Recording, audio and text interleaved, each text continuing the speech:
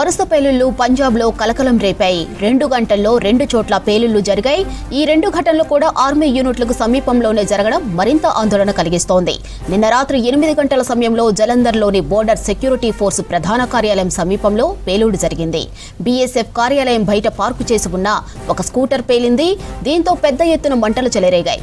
ఈ ఘటనలో ఎవరికి ఎలాంటి గాయాలు కాలేదని చెప్పారు పోలీసులు. ఘటనా స్థలం సమీపంలో ఉన్న పలు వాహనాలు దెబ్బతిన్నాయి. సుమారు 1 కిలోమీటర్ వరకు పేలుడు శబ్దాలు వినిపించాయని స్థానికులు తెలిపారు. ఈ పేలుల్లో ఏదైనా కుట్ర కోణం ఉందా లేదా అనే దానిపైన దర్యాప్తు ప్రారంభించారు అధికారులు. ఈ ఘటన జరిగిన 2 గంటల తర్వాత అమృత్సర్లో మరో పేలుడు సంభవించింది. అటారీ రోడ్లోని ఆర్మీ ఖాసా కంటోన్మెంట్ పరిధిలో ఈ ఘటన జరిగింది. ఈ ప్రదేశంలో రేకును పోలిన శకలాలు దొరికాయని, దీంతో ఎవరో పేలుడు పరికరాన్ని విసరడం వల్లే ఈ ఘటన జరిగిందని అనుమానిస్తున్నారు పోలీసులు. ఇక గుర్తు తెలియని వ్యక్తులు మాస్కులు ధరించి దాడి చేసి ఆ తర్వాత అక్కడి నుంచి పారిపోయినట్లు ప్రాథమిక విచారణలో తెలిసింది. ఈ 2 ఘటనలకు ఏదైనా సంబంధం ఉందా లేదా అనే దానిపై ఇంకా స్పష్టత లేదు. వరుస పేలుళ్ల ఘటనలపై పంజాబ్ పోలీసులు అన్ని కోణాల్లో దర్యాప్తు చేస్తున్నారు.